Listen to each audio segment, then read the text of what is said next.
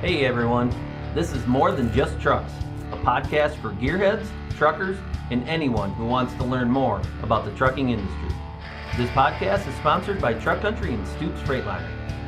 Come along with me as we dive deeper into what makes this $700 billion industry an essential part of all our lives. Here, we will interview industry leaders, educators, and more as we aim to inform the population on all things trucking.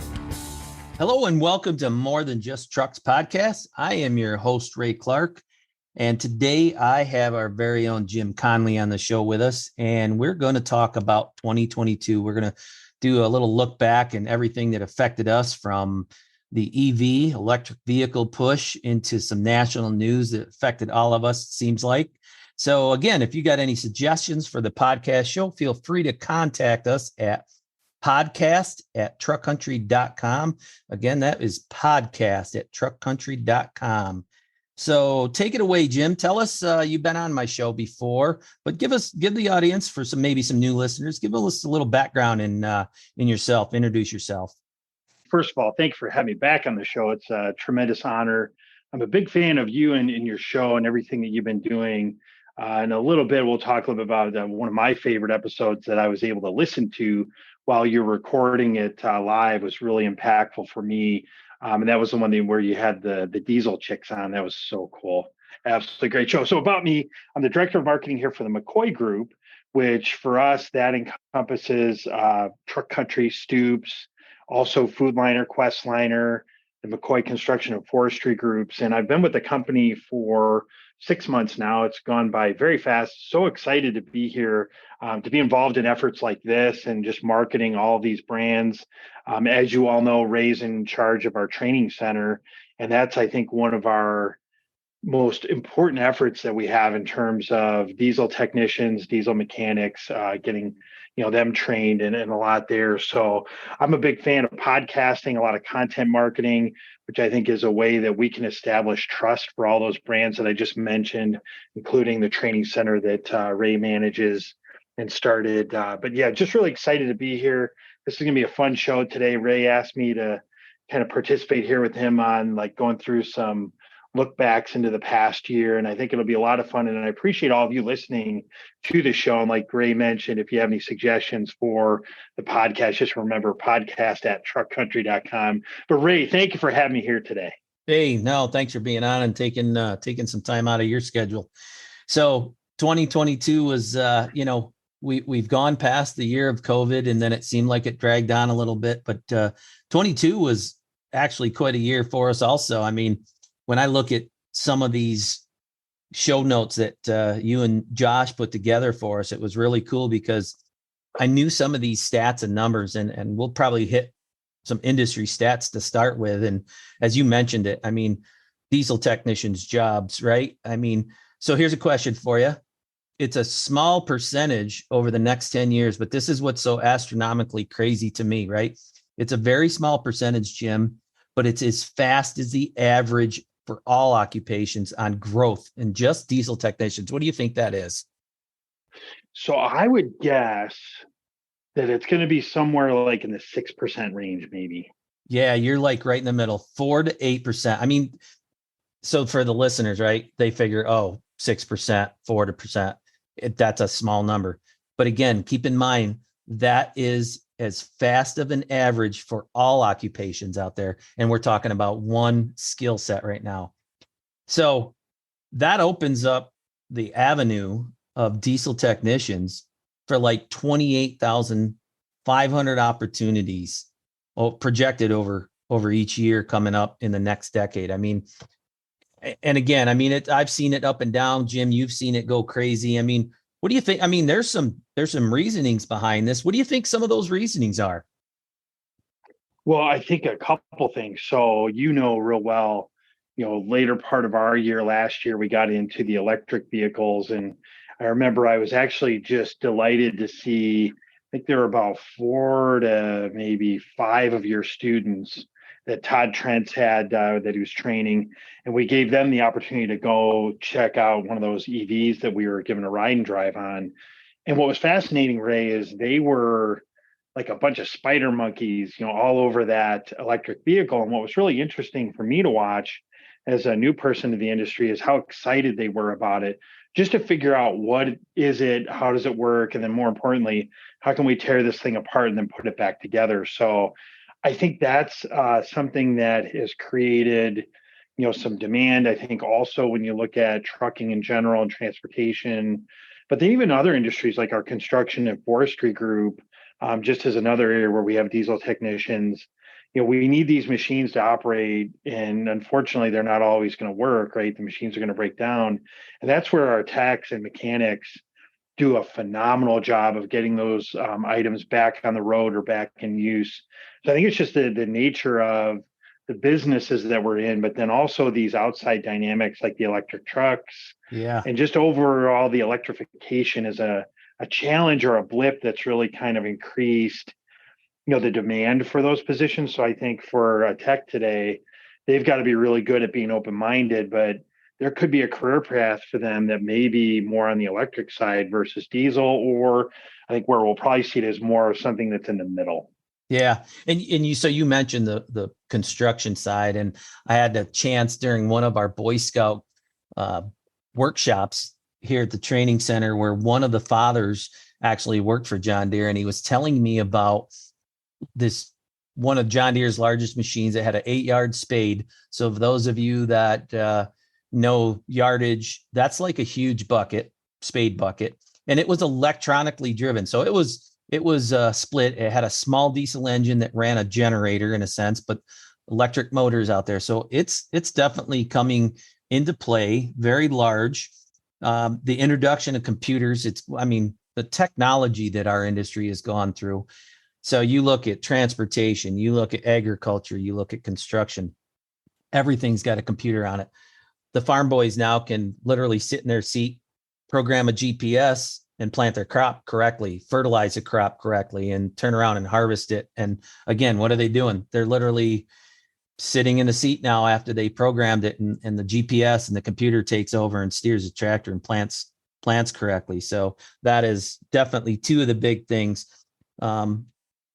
With those two added to it, and I think this is where that whole effect multiplies, is we're looking at retirement of the baby boomers now. I mean, I know myself, right? I'm 54 years old, and there's guys just ahead of me that are in that baby boomer, and it's wearing on the body, right? I mean, there's no doubt about it that a diesel technician, even the auto technician world, is wearing on the body. I mean, it beats you down. So you take the age, you take now the technology, and I'm sure there's senior techs out there that don't want to get into the technology, and they want to kind of steer away from it and saying, hey, it's time for me to retire. But what I want to say is this isn't a bad thing. So don't think of guys that we're shoving anybody out the door. Hey, technology's coming, electronic vehicles are coming, and you guys can't do it. Some of my best senior guys that I looked up to through the years and mentored from were senior technicians, and they knew that stuff inside out. Heck, we've got a trainer here that wanted to retire, and I steered him, as you know, Steve Arlen, super guy. And I'll tell you what, he has taken technology by the hand from the get-go and really driven that. But you take those are some stumbling blocks. It's really brought those stat numbers up to job openings. And then as you know, moving into the 2023 and beyond, the carbon effect, right? They want zero emissions if they can get it. And there's a big push in the industry on that coming across the board. So that'll be four of the headliners really that's going to push this need for diesel technicians. So it's been a crazy thought process through the past year, especially, like I said, autonomous trucks, EV, everything coming through. So on the trucking side of it, if we stay in that lane a little bit, Jim, what do you got? I think you got some stats or some pretty cool information, don't you, on the driver side of it or the transportation side of it? I sure do, Ray. But before we go there, I'd like to give a shout out to Steve. So I have a couple things, and I'm not doing this just because you're on the phone here, Ray, or on the podcast. But Steve is a fascinating, just wonderful instructor. So Ray and his team hosted an open house for high school students and anybody, that could come to the training center to get some exposure, to what that team does and how you could have a career, a long one, by the way, as a diesel tech at Truck Country and also Stoops. And we also employ diesel techs all over our businesses. So McCoy Construction and Forestry too, and also the Food Liner, Quest Liner. So we got a lot of opportunities. But anyway, Steve actually was kind enough to put myself and John Hickey, who's our recruiting director, through the circuits training. And of course, we got an abbreviated look at it, but we did two facets. Right. And it was really cool for me to see. And we actually did something that I think one of the younger technicians didn't necessarily love right away, but my education, or my background's in education with marketing, I've done that over a 20-year period. And one of the things I learned in that, Ray, was if you want to really learn something intimately, you should teach it. So long and story short, Steve had trained myself and John Hickey on just the basics of circuits through a very simple interactive experience that we had, which was awesome. And then we went up to the big boy board, if you will, the more advanced one. And Steve had kind of worked us through it. And then we saw a couple of the younger techs there. And we asked him, I said, hey, do you want to teach us? And we already knew because we experienced it one time, but we had two of these techs, Ray, teach us. And it was really interesting to see how Steve had really interacted not only with us as students, but then to take the diesel techs that he was working with and really help them through, like, here's how you teach it. And I remember as we finished, I said to Steve, you can never retire ever. Like, you just can't, because you're phenomenal. But it's a good point. And I want to just revisit that a little bit, because I think that's one of the things that we need to do a good job of explaining to anybody who's thinking about being a diesel tech. There's actually a career path, and we're working on that. Obviously, we need to, do a better job of that. I think, outlining what a career path is. But just because the job is demanding and hard physically on you doesn't mean you have to, retire from it or move on. But you can also have opportunities like Steve. He's fascinating because he has seen so many things in his career that he's just a fantastic teacher. So just shout out to you, Steve. Hopefully you're listening to this, and hopefully you'll entertain having us come back out. And then last thing I'll say on this, Ray, because I think it's just so important. I feel very strongly about this. But if you ever get a chance, if you're listening to this and you're interested in our business in whatever way, shape, or form, go out and enjoy the training center. Reach out to Ray or podcast@truckcountry.com. We'll have open houses out throughout the upcoming year too, but it's just a really awesome place. And I know we're expanding it. We do more things with that training center, but you'll learn a lot when you're there. I think you'll be pleasantly surprised and encouraged about the future of our businesses, and for you as a potential employee here too. Well, thanks. Or an existing employee. Yeah. And I will pass that on to Steve. And that's one thing, like you said, we can toot our own horn a lot here, because if you look at the training group, there are hundreds worth of years of experience in the trainers themselves, because they all came from the floor. So that's what's really cool for me to lead this team, is that I've got past technicians, service advisors, warranty people that are our trainers, corporate trainers, dealer trainers now, and really passing that years of experience on. And you're right, man, Steve's done a great job with that. He's encouraged the technicians that kind of need that little boost from every now and then. And I think his background with the Boy Scouts really helps him kind of lead his classes that way. Yeah, it's just fantastic. And I know I'll share some stats with all of you about the trucking side of our business. And in doing some research on just diesel technicians, one of the things that I really stumbled upon over the last year is, we were asked or tasked, if you will, to really shine a light on our options for electric vehicles. And Ray, this is something I don't think you and I've talked too much about, but it can be a polarizing subject. And some of my friends that are purists on the diesel side, they're saying, you're the devil, you should never talk about electric trucks or anything of that sort. And we had some interesting conversations because I think for all of us, we're not advocating always like one way or another. We got to be a little more balanced in the way we look at things. Correct. And one of the things that I think is interesting is you got to really understand the state regulations and their need for, being more carbon friendly, if you will. But that all aside, one of the things I was just going to share with the group, and I think a lot of your audience probably knows this, but I did not. But when you look at fuel efficiency, one of the biggest reasons, again, I'm a novice to this, so this was fascinating to me, but if you look at diesel powered machines or engines, they will convert, I read that they'll convert like 45 to 50% of the fuel energy to power for whatever the machine is that they're powering. And that outclasses a traditional gasoline engine by 30%. Yeah. I'm sure you knew that, Ray, but that was surprising to me. The diesel engine isn't going away. And that's, on that subject, yes. That's the thing, right? Is we have to play that middle of the road because we know that the EV is coming, but also we know that the diesel engine isn't going away either. I mean, we know that it's got a place and need for electric vehicles, electric trucks. It could be regional, it could be local city and stuff, but so it's going to be there. But it's not going to take place of our diesel engine then, and they're working hard at getting those carbon footprints down to a zero emissions.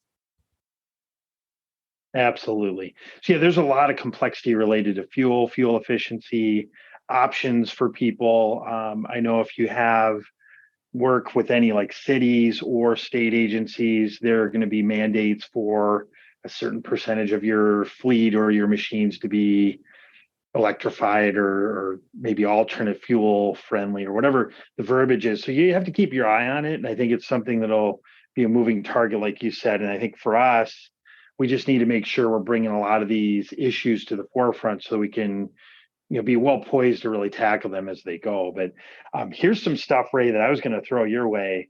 So you asked me about the growth rate for technicians, and I guess 6%. If you were looking at truck drivers, so that segment of the business that we live with here in a lot of different ways, what do you think the expected growth for that position is over the next 10 years? Man, I want to say it's going to be about the same, but part of me thinks that it's going to be even higher because it seems like every ad I see, anything in the paper, online, it's driver, CDL driver. So I'm going to say double digit a little bit, kind of maybe low 10s to 15. Yep. Well, here's what the stats will tell you. And again, we looked at a couple of different options. So we see a range based on some of the research out there that it might be in that 4 to 6%. However, I think I'm with you. I was expecting that to be more in the double digits. So again, the research today, I think, is maybe a little fluid, if you will. I think that is a moving target, probably on both of these segments, honestly. But the stats will say that there are 1.4 million truck drivers employed in the United States. Wow. And the average age of the driver is 48. And then this was one where, similar to your technicians and mechanics, the gender gap is pretty big today, but we're starting to see that is shifting a little bit. It's not super fast right now, but right now, if you look at truck drivers as a segment, 92% of the drivers today in the US are male, and then 8% are female. Yeah. And I'm guessing that our diesel technicians, as you know, are probably the same, but that average driver at 48, that kind of surprises me because the more and more you go up down the road, I'm really starting to see some younger guys in the seats. I'm hearing a lot of hype on it. I know my son's 18 and he's mentioned it several times about some local places to get a CDL, NICC, some other businesses that do CDL licenses.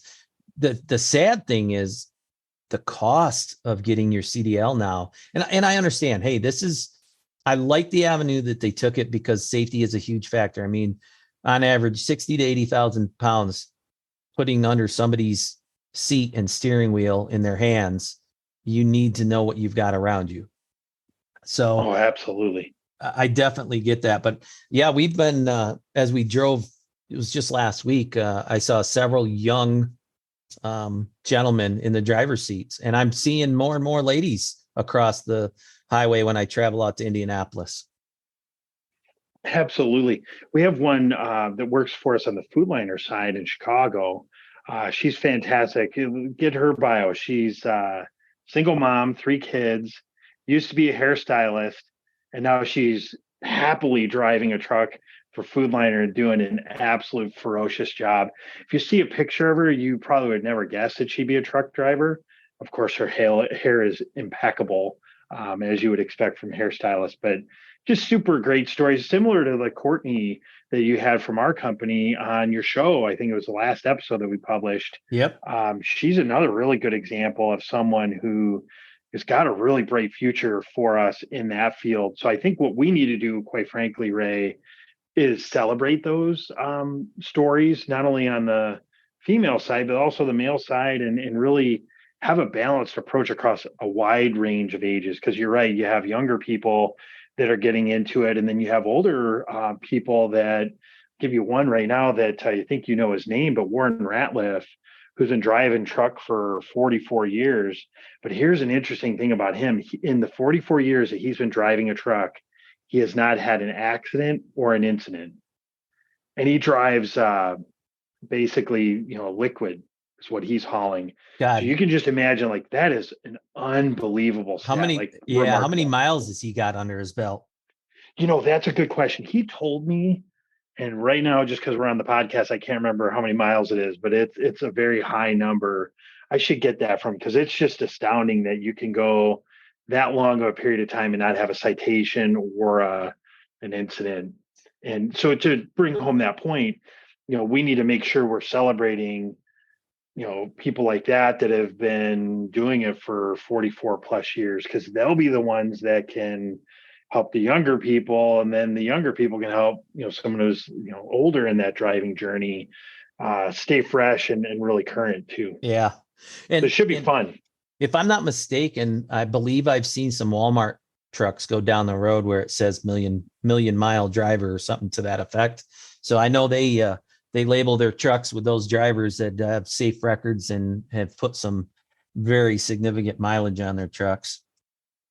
Yeah. And, not to belabor that point, because it is really important, but I asked Warren and a couple of our other drivers that I just experienced over the last couple months, when you have a track record like that that's so positive, what are the keys? And what I really learned, and I think it applies to almost every profession, we'll have to kind of kick the tires on that, no pun intended, to see if it's true, but he talked about a pre-trip inspection. So just making sure you have a pre-plan, be very disciplined about that. Then obviously you execute your route, whatever you're doing in terms of what you're hauling.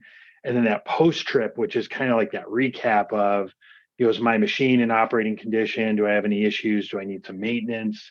But those things are all like mission critical for having a track record like that. And I think it's just fascinating to learn, those disciplines, if you will, and they probably apply to everything that we do.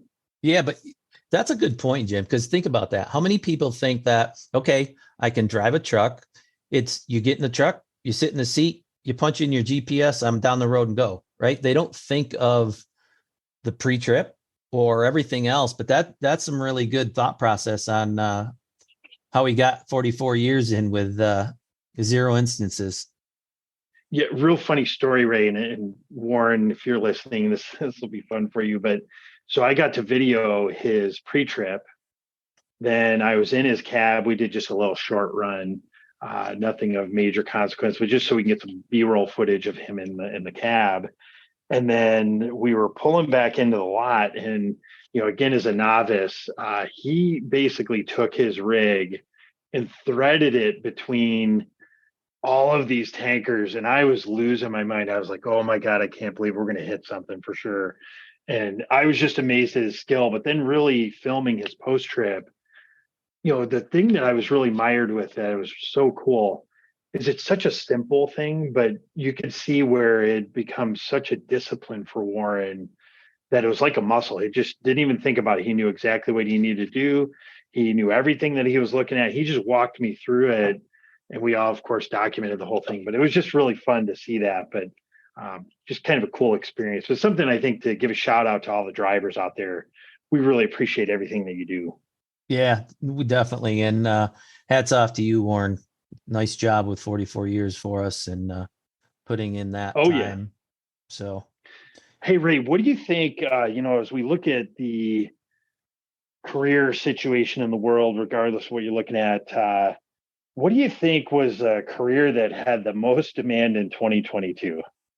so that was, man, I mean, it's hard to say because I know the terminology is attached to it somewhere called the Great Resignation, which comes across the board with every job. So I don't know what which one was the most demand.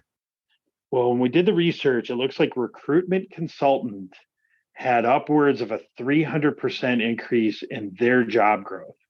Okay. Well, that relates to the Great Resignation because everybody, either resigning or you can resign from one job and start another job. So how many times have we seen that where you've got diesel technicians I've heard leaving to go in the plumbing field or electrical field and become electricians. So I've seen a lot of changes. Yeah, and shout out to a couple of our recruiters. There are a ton of them, but two of the ones that Ray and I know real well that are related to the truck country and Stoops are Jerry Dry and then Jenny DiArmond.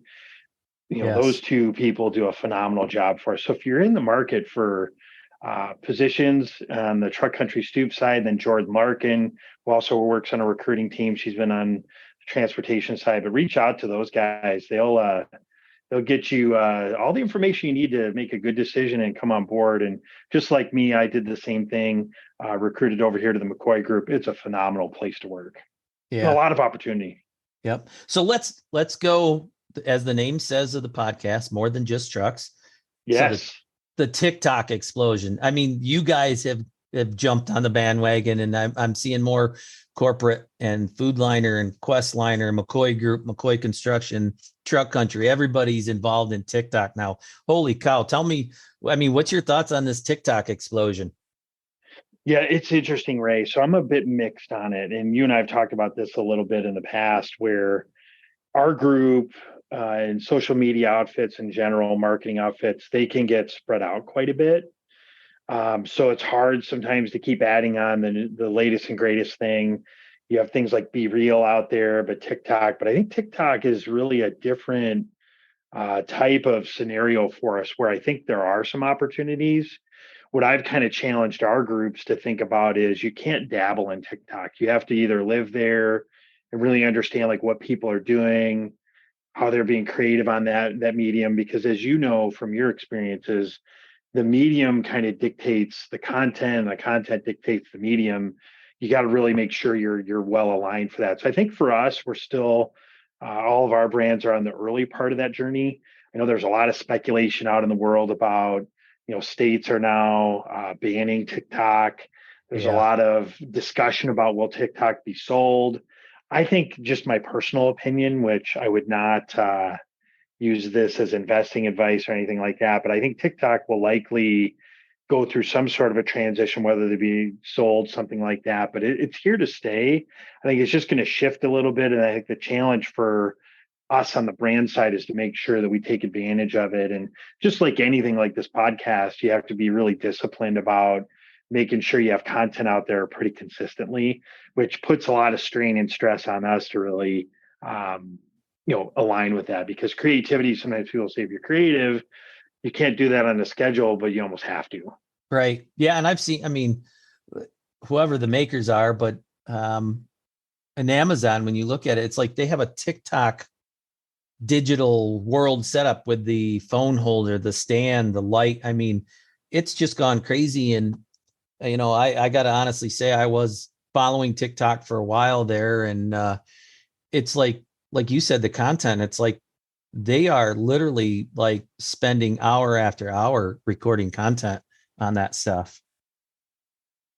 Yeah. And I think initially, Ray, what I saw is it seemed like it was a younger audience that was on TikTok. And then just to give you an example, my wife has the calico bean market here in town. And one of her good friends who works on the advertising side was sharing with her their successes with TikTok. And all of a sudden, the one day my wife came home and she's like, we should really explore TikTok. And I said, oh my goodness, this is interesting, because now it's moved up the continuum, where initially I think it was the younger people of the world that were into TikTok. Now everybody's in it. Oh yeah. It's across the board. It's across the Yeah. board. So let's do this.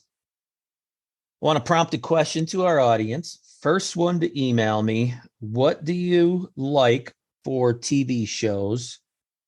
First one to give me what their favorite TV show is, and that's podcast@truckcountry.com, or you can email myself at Ray Clark, all one word, RayClark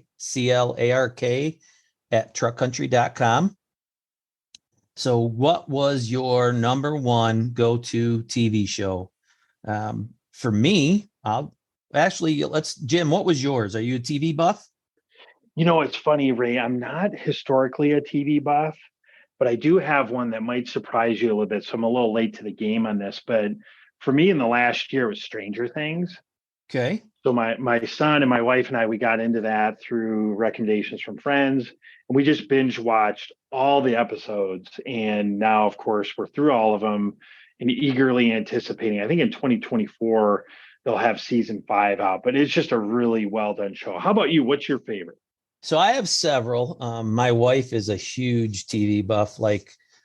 She jokingly said to me years back that if I ever wanted a divorce, it was easy enough to do. Just cut the satellite dish cable going to the TV. And I was like, oh, for me though, I think I have a couple of them. And the Chicago night, I'm a big Wednesday night Chicago, from PD, Fire.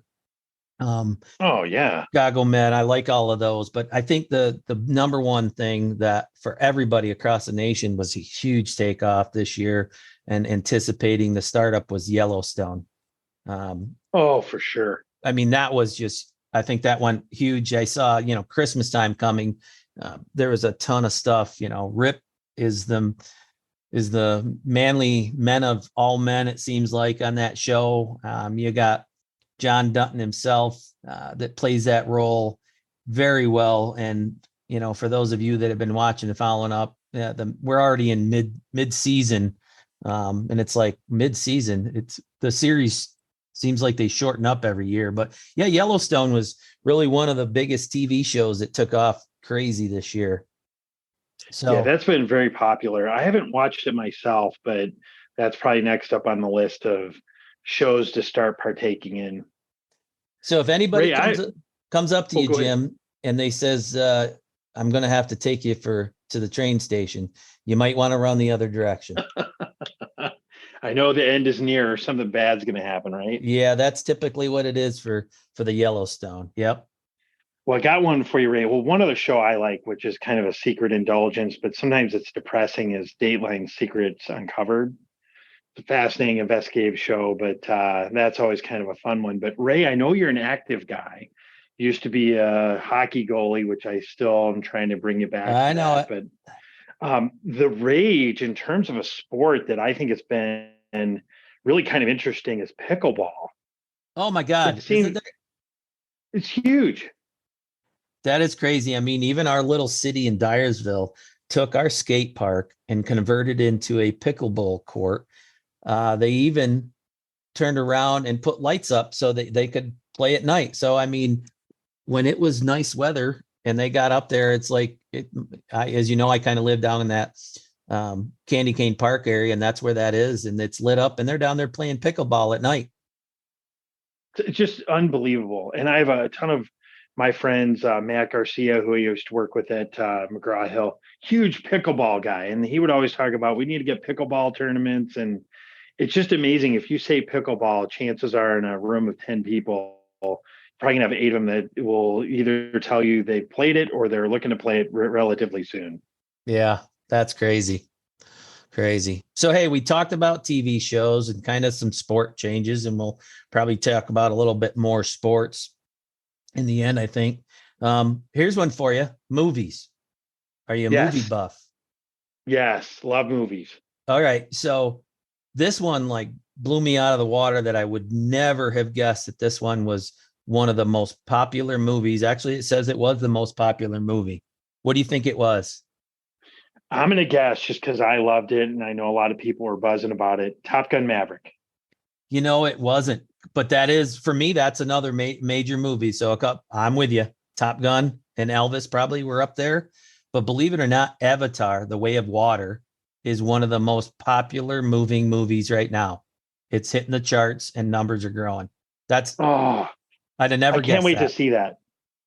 Let's turn the tables. Let's do the good, bad, and the ugly now.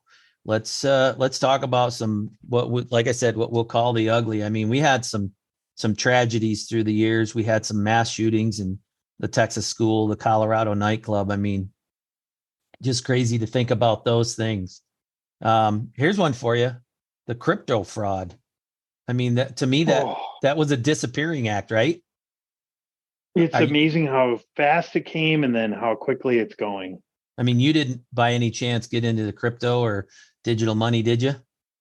No, I didn't. I had a lot of my friends that were advocating for it. They were thinking that decentralizing currency exchanges was going to be the way to go. And I just really didn't have a lot of the time to invest in it. So I really never partook in any of it. But I did at an arm's length just because they would talk about it a lot. Was following, just the rise and the fall. And I remember one of my relatives actually was thinking about taking a large sum of money and putting it in crypto. And I think he took a little more of a balanced approach. And it's a good thing that he did because, he probably would have found himself in a bad spot, Yeah. unfortunately. Yeah. And then unfortunately we lost some celebrities through this past year too. I mean, some to name: Angela Lansbury, Kenneth Starr, Gilbert Gottfried, Leslie Jordan. Oh, there's a good one for you. Gallagher, right? I mean, Oh, Smashing yeah. Pumpkins, Mikhail Gorbachev, Christy Alley, just to name a few, Louis Anderson. I mean, how many others do you got in your list there? Yeah, this was a challenging one. So I think for us as older people, we won't divulge our age, but for us, I think one of the challenges for Ray and I is we look at this list, and these are people, celebrities, whether it be the people he just mentioned, Ray, or like on the music side, you had Jerry Lee Lewis passed away, Coolio, Olivia Newton-John, Meatloaf, Naomi Judd, Christine McVie, for all the Fleetwood Mac fans out there. That was hard. Yep. Loretta Lynn, but then probably the one that hit me the hardest, Ray, just because of like how vibrant he was. And then later you found out his impact on the music scene and just the communities in general was Taylor Hawkins from the Foo Fighters. Yeah. Yep. And I know on his account, you heard a lot about how like he would go into these music stores. Often, I think I heard one story, and he was in Los Angeles, and there were a couple little kids in there that were always coming into the store to play the drum sets. And he kind of asked around a little bit, found out that, these two boys didn't have money to buy the drums. And they would come into the store and like ask permission just to play them. And they did this all the time. And he kind of found out a little more information about them. But he ended up, the next time the boys went into the store, he bought the drums for the kids to take home. And they were like just gushing tears. That is But awesome. just cool stories like that really make you sad that he's gone. Yeah. And like I said, I'm not a huge movie buff, but I do like watching a lot of movies and stuff. And Ray Liotta for me, Oh, yeah. multiple movies in there from I'll call it somewhat of a comedy actor to a serious role. His Field of Dreams role, with Living in Dyersville and some of those Oh, that yeah. came back up. Then we had the WNBA star Brittany Griner, in prison and then set free over there in Russia. So, Jesus, the Ukraine-Russian invasion. I mean, look at how many times did you sit back and I myself was literally, when that started, glued to one of the news channels and trying to keep my ear to the wall and listening to things on that war front. Yeah, I had the same experience, Ray, except for I was going to Twitter, and I found myself, and I still do from time to time, fall into this trap where I just want a successful end for peace there. And I don't know why, but I think every time I go to Twitter, I'm expecting to find out some news that it finally is going to be peaceful in that part of the world. But it is a very challenging thing to watch. Just doesn't really make a lot of sense, from our perspective. And I know we're looking at it through our filtered lens, Right. but it's just such a tragic thing. And I really hope sooner than later, those two countries can find peace together and move forward, because what I worry about, Ray, is it's just not a good thing for humanity in general, but I worry about that part of the world is so important to us in so many ways. I mean, just the people first and foremost, but just there's so many things that really hinge on that part of the world that I just feel like we're taking ourselves, into just a precarious situation as every day goes on. And it's just something I hope that we can get a quicker resolution to it. Yeah. Yep. So here's one that kind of hit home for me a little bit, not so much here in the Midwest, but we did have some crazy weather through the year, right? I mean, we had some, what they called storms of the century. I mean, this last recent snowstorm that came across, they were labeling, and they still are labeling names to these things. But so for those listeners that know me, I am from New York originally, and Buffalo wasn't but a couple hours from me. And then my dad lives up in northern New York there, just in the Tug Hill area. So those of you in the Tug Hill, hats off, because you guys were hammered and didn't get the news press as much as Buffalo. Not that you don't deserve it, but it was crazy to think that not just 1 or 2 feet of snow fell. I mean, feet of snow fell like in a few days, and literally trying to dig out of that. I had talked to my dad just prior to that big storm, and he said, "Oh yeah, we just got a foot of snow over the weekend." And it's like, so he plows, and it's like, do you even get a rest in between some of these snowstorms when it comes across? And I remember living at home, and we were constantly on the go. And if it weren't for the heavy equipment to move it around. So again, hats off to all of those snowplow guys, the drivers, the equipment operators. I do know what you're gone through with trying to move snow, not knowing what's underneath that snow as you're kind of trying to clear streets and stuff. But and then just this weekend, I noticed we've got tornadoes going on again already. Oh my goodness. So Ray, you may not know this, but in my past, it goes back a long ways, maybe upwards of 25 years. I worked for a software company that what we did is we did civil engineering, surveying, then hydrology and hydraulic software. And one of the things I remember then learning about is they did this thing called watershed modeling.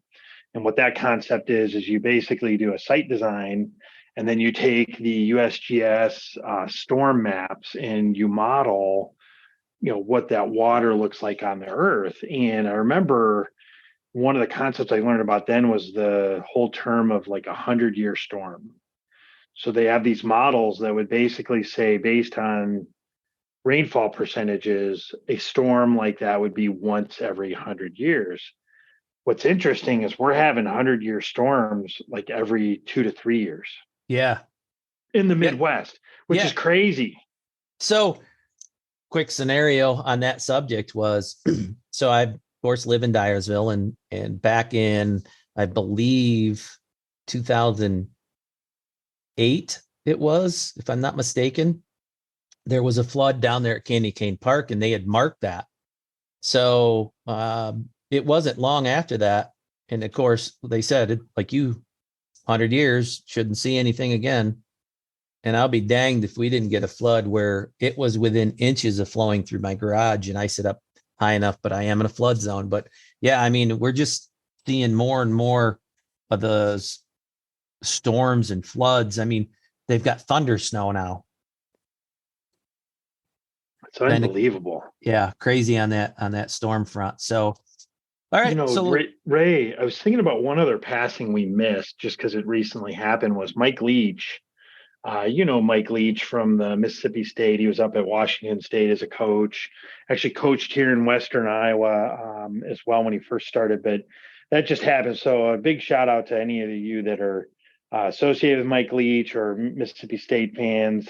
His whole moniker was he was a pirate. talk about Pirates, kind of a cool story we could talk about later, but that was another significant passing that kind of hit me hard too. Yeah. Yeah. So on a global passing, right, we had the Queen's passing. So pop quiz for you.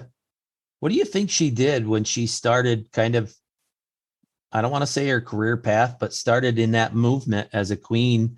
But maybe prior to a queen, what do you think she did?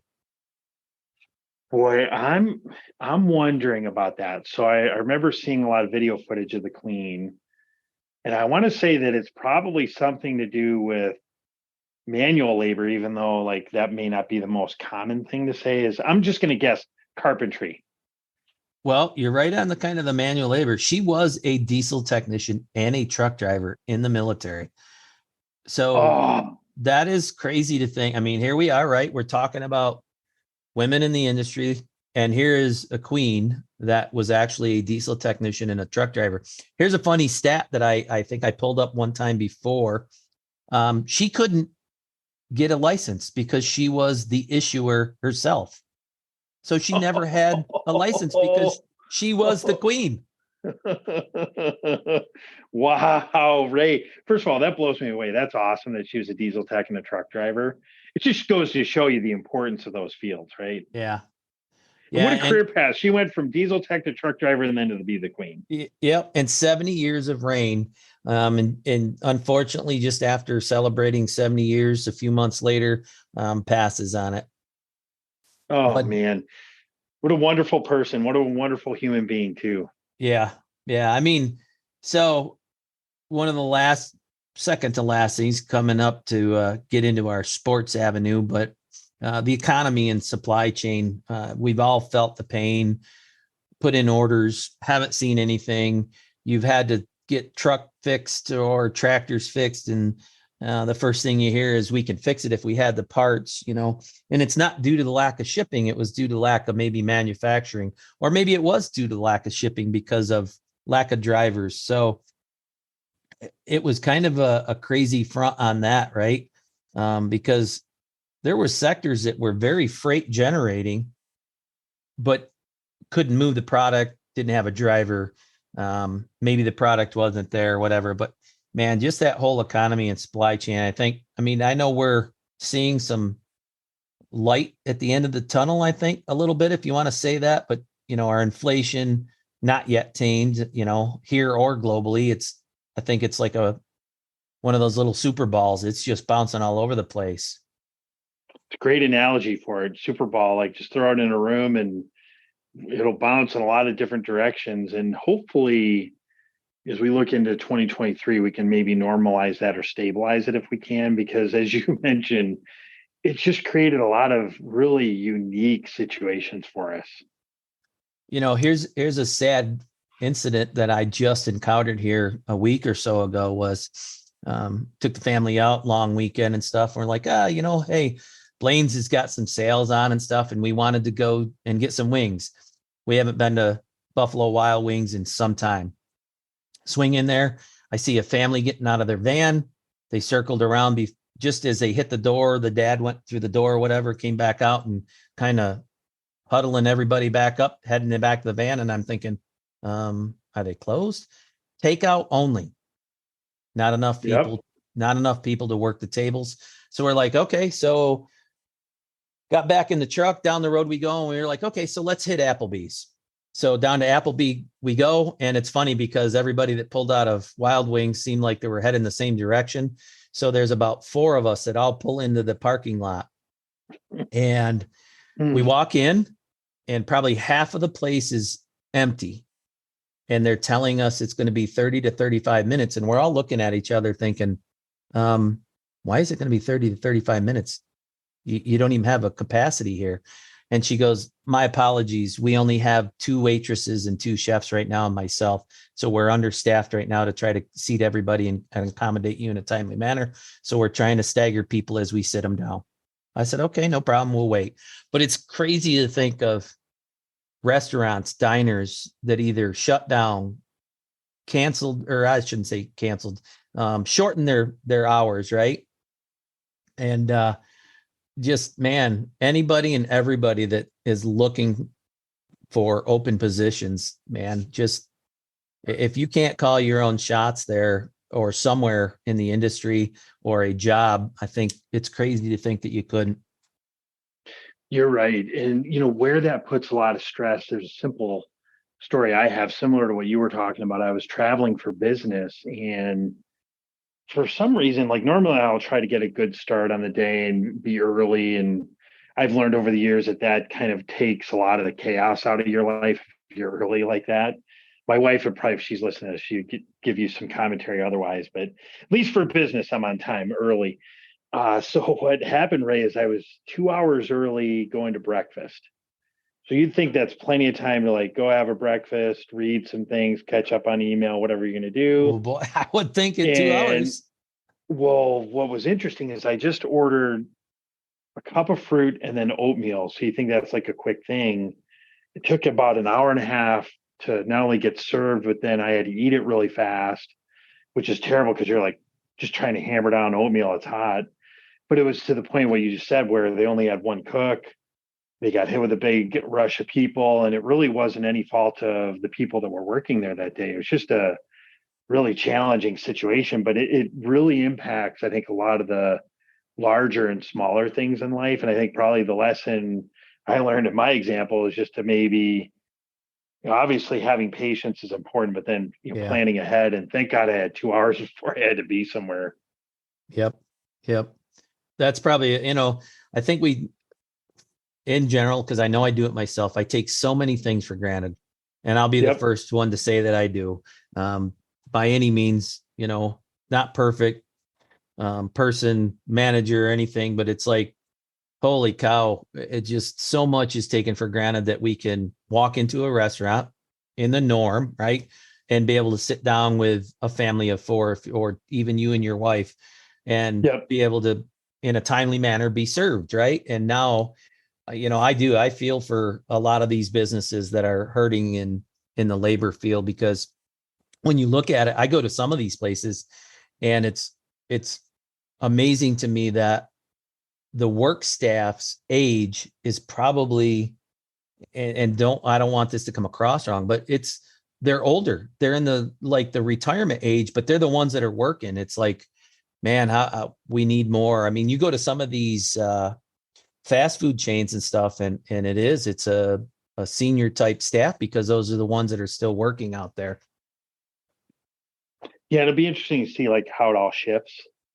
Moving forward, I think you'll see a lot of moving up and down. And like you said, I think when I think back to my hour and a half escapade on the oatmeal, it's easy to like get frustrated by that. But then I kept saying RWP, real world problems, like that in the grand scheme of things, no big deal. But it does highlight the point that we got, like, maybe spoiled a little bit, Ray, by having fast food and having a lot of these luxuries, and now all these things are shrinking or getting compromised, if you will. And we're just gonna have to really figure out how to live with it.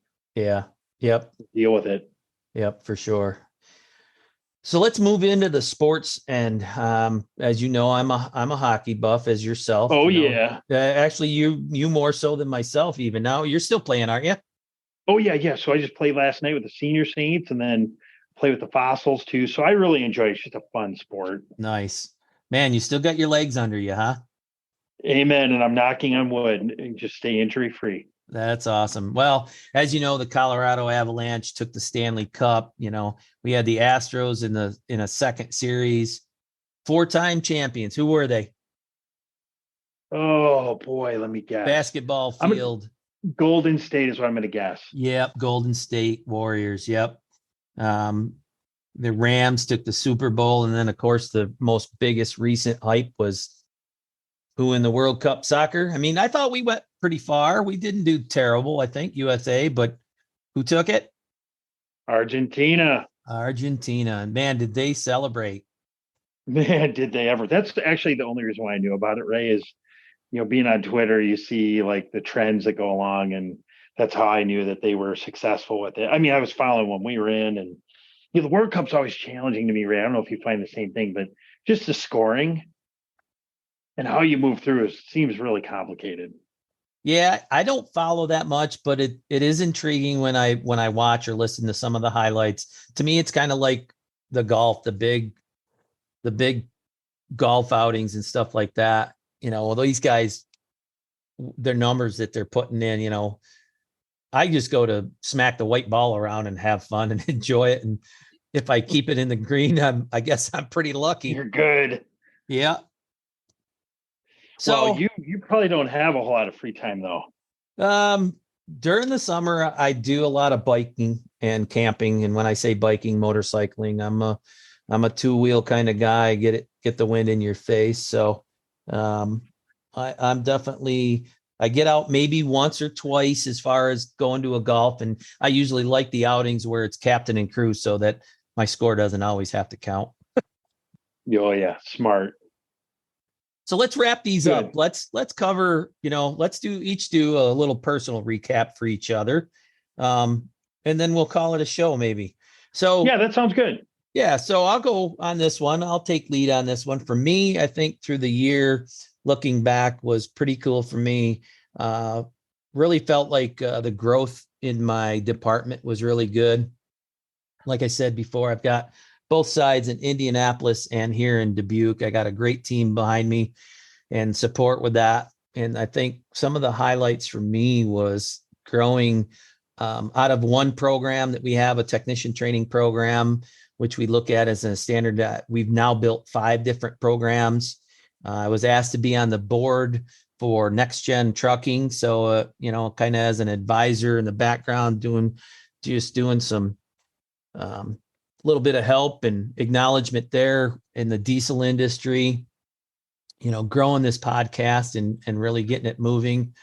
Those were a few things actually for me that really stand out the most. And like I said, really just looking over the past summer, one of the biggest things probably when I recap my summer was watching my son come back from working with my dad. It was pretty cool. Yeah, absolutely. He got to feel the pain of myself, I should say, growing up with my dad. And he did jokingly say, I said, "Hey, so how's it going out there?" He goes, "You live with an 80-year-old for 2 months." So it was out of fun and stuff, but my dad really enjoyed his time there. I think Diesel really enjoyed his time there. I think he's looking forward to probably going back and spending some more time with him. So that was actually one of the high points for me. Was cool. We were able to take his girlfriend when we went and picked him up. We were able to take his girlfriend, Adeline Berger, and showed her some cool things besides New York. We stopped by Niagara Falls. So, hit a few high points on the way back. So from a Midwest run to the East Coast a little bit in New York, it was a good trip. Well, there's a lot I could say about all that. So things I learned that were new is I didn't know you were on the Next Gen Trucking board. That's awesome. Congratulations on that. That'll be a fun assignment. Thank you. And then the one that I did know, well, I knew a little bit about it, but I didn't know that your son went out there. But you've mentioned it, but your son has one of the best first names. It is. Yeah, it is Diesel. I love it. It's funny conversation. I've said it several times. So my wife and I were coming back and confirmed we've got a baby on the way, and we also confirmed it was a baby boy. So my head's spinning like, okay, so I want a cool name. I want a strong name. I'm like, man, what is it? And then I'm thinking the whole picture though, right? So what sounds good with Clark? What could be his middle name? What's his first name going to be? And so I'm like, all right, I'm going to challenge my wife. So if I recall the story correctly, and she'll, as she listens to the podcast, she'll make sure she corrects me if I'm wrong with it. But driving back home, I'm like, okay, I've got his first name. And she's like, what do you mean it's got his first name? I said, I have our son's first name picked out. And we went as far as, prior to this, if it was going to be a boy or girl, we went as far as going back to some of the older cemeteries because we wanted a really old-fashioned name. And we looked back at, believe it or not, we looked back at names on headstones that were old-fashioned, right? So I said to her, so I've got the name. you got to come up with the middle name so that if he doesn't like his first name can be used and his initials will flow. And she's like, where are you taking me with this? And I said, all right. I said, I want to name him Diesel. And I can't remember the look, but I'm sure I got the look of all looks from a wife. Like, what are you thinking of naming your son Diesel? I said, yeah. So what's his middle name going to be? So his middle name is Owen. So if he didn't like Diesel or wanted to go astray from Diesel, he could go with Owen. And of course, last name Clark. So he's kind of got a cool initial, Doc, DOC. Oh, yeah. And growing up in some of his care, when he was younger in his care days, the kids were all calling him Doc or D-Man. So it was cool for him, I think.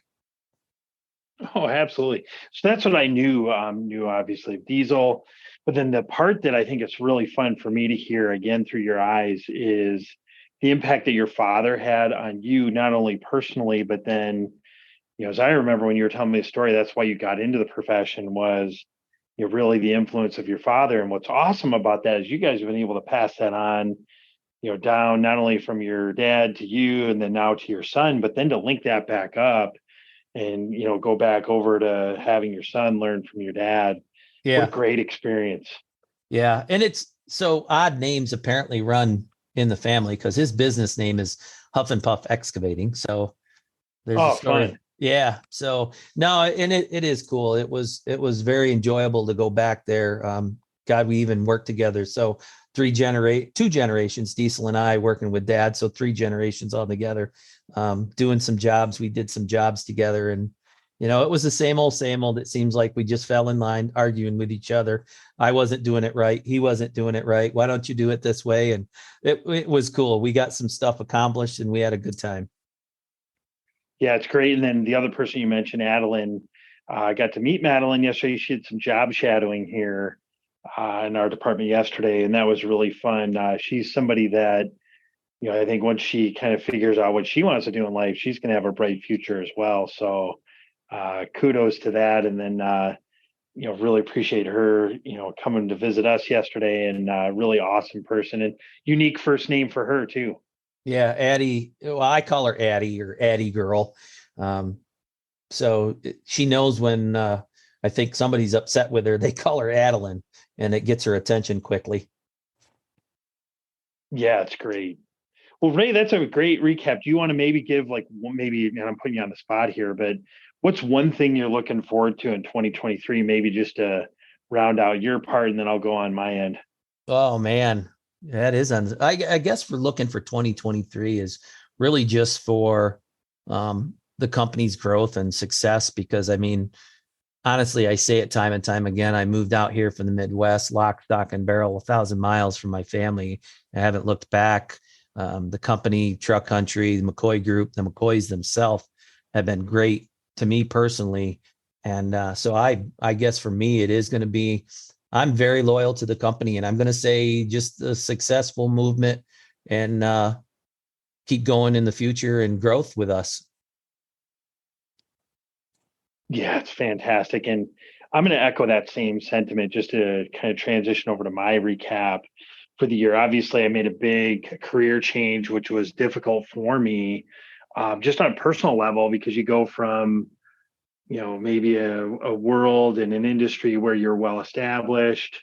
I did many things that I was very proud of, and it became really part of your identity. And then just the whole challenge of thinking about leaving that was very difficult. But I'll tell you this, 6 months in, best thing that I ever did. And I just want to give a shout out to all the McCoys, unbelievable family, unbelievable businesses, rooted in the right things. It's been so encouraging to be part of your team. A lot of fun that way. And shout out to Mike Burkett and others for placing their trust in me.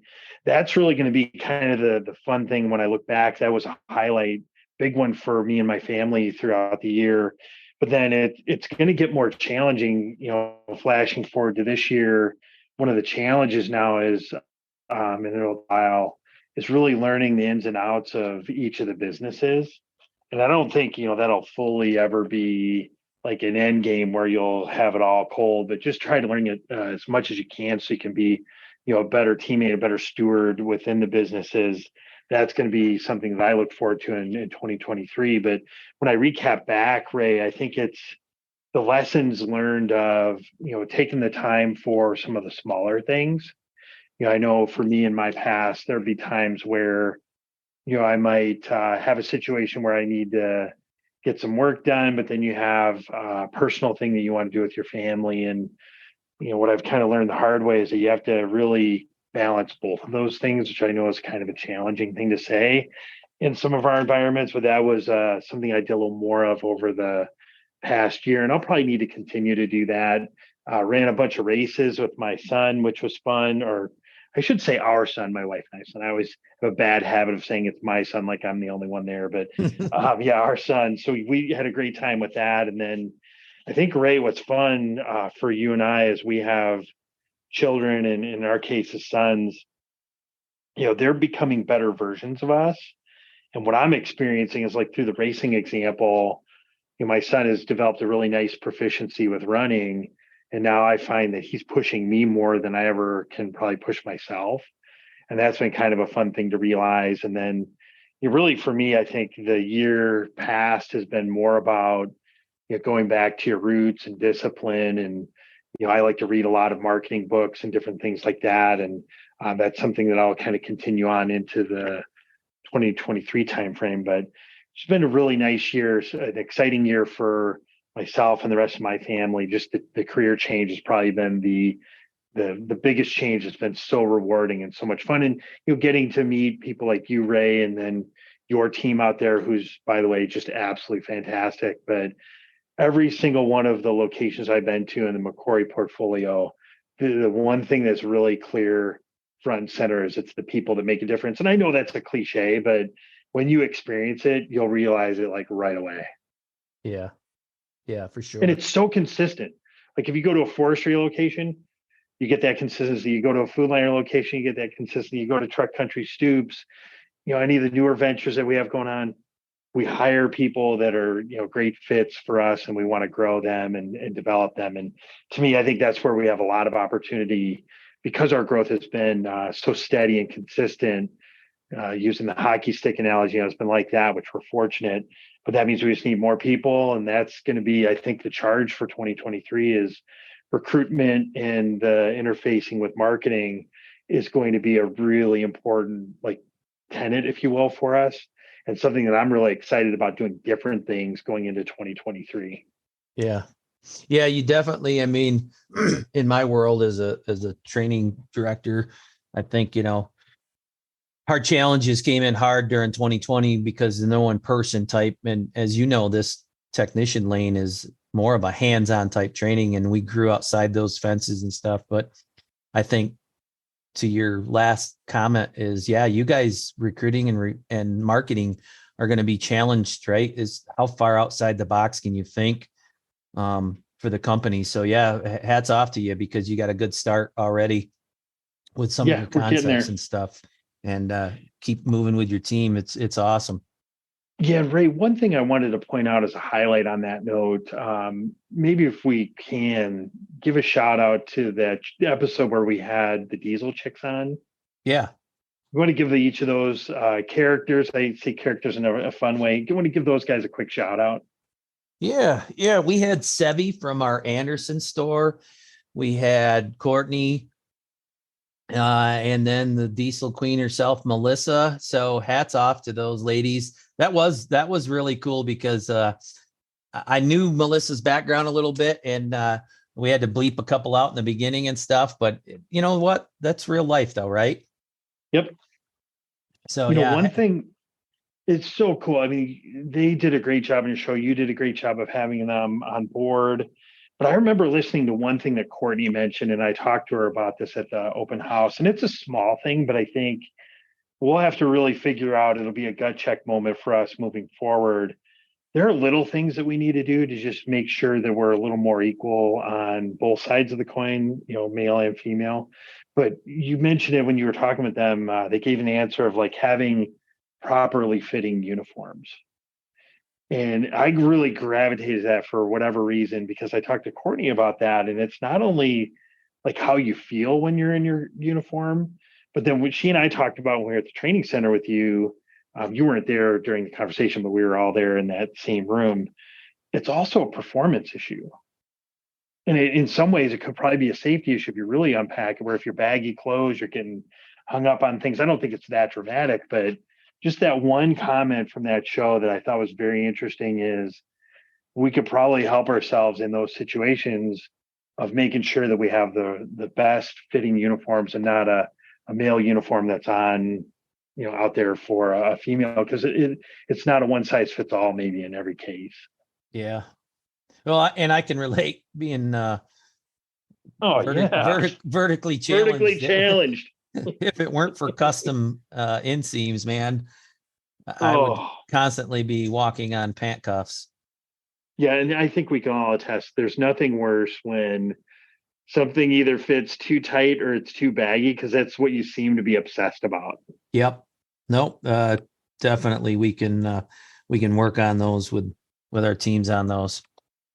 So shout out to that crew. You guys are great. I was really happy to, I wasn't on the podcast per se, but just like listening just to hear what you guys all had to say. And then of course I listened to the show. Speaking of that, Ray, we should probably tell people how they can listen to this show. Yeah. Why don't you share it with other people? Yeah. Head it out there. I mean, you've got the marketing side of it. I know we're on Apple and Spotify, but you give them our other, I think our website and stuff. Yeah, absolutely. So just know that when you see this website, and there's an important thing that'll help Ray and the rest of the show, is if you're on Apple or Spotify, through the major distribution channels, and you like the show, only if you like the show, if you're going to give us a 4 or 5 star, that's great. Do that, provide some comments. That helps us not only improve the show, especially if you have some feedback in there for us, but then it helps other people discover it. And then we want to get the word out as well. But we're on all the major outlets. So you've got the website, which is truckcountry.com. We have the podcast listed there. We also have the podcast listed on a couple other web resources. But then if you look at Stitcher, you've got, Audible, different, channels out there, virtually anything. iHeartRadio, if you want to go listen to it there or share that with your friends, you can catch this show on any major news outlet.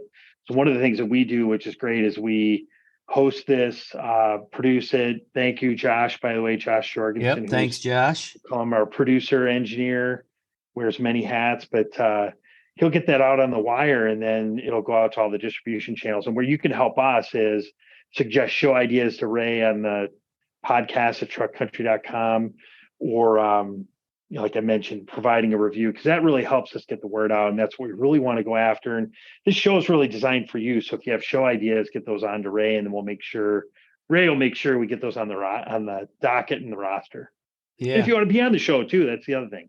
Yeah, let me know. I'd be more than glad to have you on the show. I know I get the notifications and the emails where downloads are increasing and stuff. So it is pretty cool to see the download numbers come across. Oh, yeah. And not only the numbers, but then your reach has been pretty significant. So it's not just here in the US, but you have span into other countries too, which is great. Yeah, that is crazy when I start looking at the regions and countries where these downloads are happening. I mean, I've seen some come in from Australia, Europe, different areas. It's like, are you kidding me? It's like, that's kind of cool to think about it, that it's really reaching that far out. Hey, Ray, would you be willing to throw another hoodie on the incentive list here? Yeah. Shoot All me. Right. What were you thinking? Here's what we could do. If you take an Apple review, like do a review on Apple and then take a screenshot of it, send it to Ray at podcast@truckcountry.com, or his email address that he mentioned. We'll put in the show notes too. You can do it on Apple, or you could do it on Spotify. Those are the two that I know you can do active ratings. But take a picture of your rating, your review. The first person to send that to Ray will send you a hoodie, which would be great. Yeah, get that out there. It's a really nice hoodie. Got our brand name on it and logoed back on the back there. So let's get some ratings and review notes put in there, and let's see who we can get. Send something out. I'm itching to give something away, man. Awesome. Well, all right. So let's wrap things up. And again, thank you for everybody that's listened to the show, that's downloaded the show, as we just spoke about. And Jim, first and foremost, thank you for being on the show and the commentary with me. It's really good to do when we bounce these things off each other. Like I said, we do little editing, people, to let you guys know that Jim and I are on the same page, that we like to really shoot off the cuff here and just ad lib as we go and make this true to life, real type commentary, that it's not scripted. It's not, sit down, recorded, edited. I mean, it is what it is when you hear it from us. So again, thank you guys for listening to the show. For More Than Just Trucks is sponsored by Truck Country and Stoops. And a reminder that we are probably one of the largest family owned and operated business. And again, hats off to McCoys, because that's where I think we stand out from other Freightliner, Western Star dealership groups, is we are still owned by the family in the Freightliner world. So it is cool to be part of that. So check us out, truckcountry.com, for any part sales and service needs. And thanks again to the listeners. You bet. Ray, thanks for having me on the show. I hope you guys all have a great day. Thanks, everybody.